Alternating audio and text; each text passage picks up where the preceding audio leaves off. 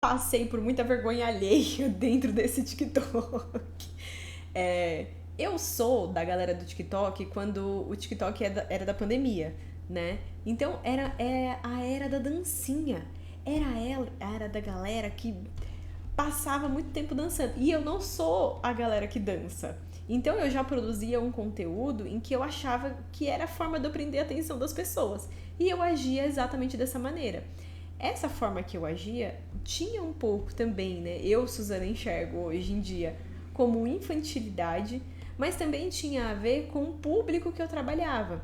Como que eu comecei a desenvolver esse hábito, essa habilidade de conseguir falar com as pessoas na frente da câmera? Quando eu transformei a câmera num personagem. Quando eu olhei para a câmera e falei assim, eu vou agir como se esse aqui fosse meu aluno. Porque na pandemia, antes da pandemia, eu tinha os alunos de verdade. Na pandemia, eu dava aula para uma câmera, assim como eu tô fazendo agora. Então, pensa, eu dei aula para criança muito pequena, de 3 anos de idade.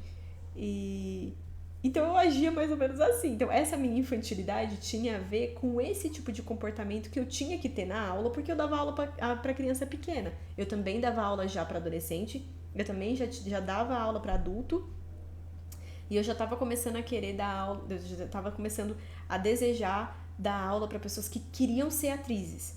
Aqui, nesse momento, eu ainda não estava com esse objetivo, mas hoje em dia eu só faço isso, tá bom? Então vamos ver esse vídeo? Vamos lá. Coisas pra você não fazer na sua aula de teatro. 3 coisas para você não fazer na sua aula de teatro. Presta atenção, hein? A última é importante. Em terceiro lugar, não chega atrasada na aula, viu, gente? Às vezes a professora planejou todo um aquecimento, uma coisa pra vocês fazerem cena, e aí você chega atrasada e perde um monte de coisa. A gente não chega atrasado na aula de teatro, porque a aula de teatro tem momentos. Quais são os momentos? Aqui, dentro da escola, a gente acredita que o primeiro momento é um momento de aquecimento. O segundo momento é um segundo momento de jogo individual, em que é você com você mesma.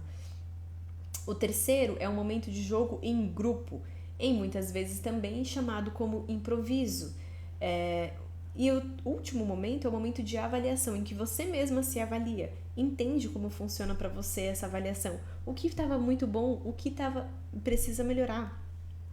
A gente também precisa entender sobre aquele processo em que nós entendemos como eu entrei na aula e como eu estou saindo agora. O que foi de novo que eu aprendi? Quais são as coisas mais incríveis que aconteceram aqui? Como eu cresci? Porque você nunca entra, né? Você nunca vai entrar numa aula de teatro e sair do mesmo jeito. Se isso aconteceu, é porque alguma coisa ou de errado tem com a aula ou você não fez a aula, mas é impossível, tá? Em segundo lugar, não espere a aula começar pra você ir trocar de roupa. Faz isso antes da aula começar. Nessa época, né, a gente ainda tinha esperança que voltaríamos pro teatro muito cedo. Não foi isso que aconteceu. Inclusive, na pandemia, a galera de evento, das artes, ficou muito revoltada, porque muitas coisas voltaram, menos o teatro. Por que será, né? O que aconteceu? Ah, mas o teatro fica no lugar fechado, mas o cinema voltou antes. Então, a gente tinha esse conflito dentro da pandemia nesse momento, né? De que o teatro tinha que voltar.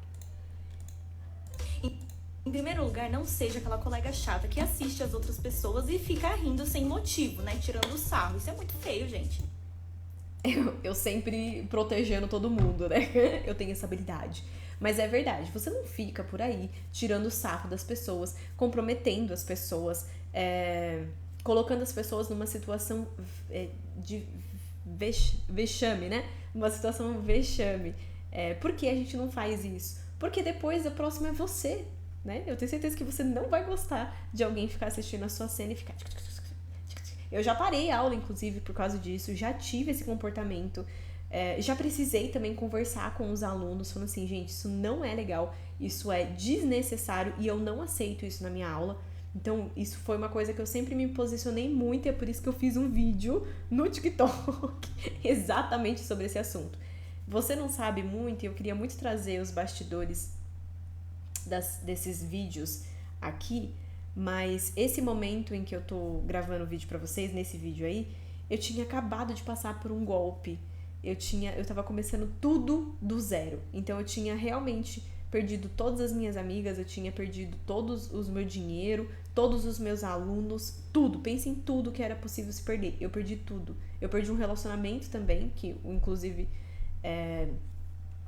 foi o combo de tudo isso, né? Pra quem não sabe, meu ex-sócio aplicou um golpe na minha pessoa, ele não me pagou no meio da pandemia e ficamos por isso mesmo, né? Hoje em dia eu já fiz o triplo do valor que ele me deve, mas mesmo assim, eu gosto muito de assistir esses vídeos porque eles mexem muito comigo, né? Se você gostou do conteúdo, curte, compartilha, comenta aqui se você já tinha visto esse vídeo meu. Se você quiser ser minha aluna, aqui embaixo eu vou deixar o link para você conversar com a minha equipe, tá bom? Beijos brilhantes da Su!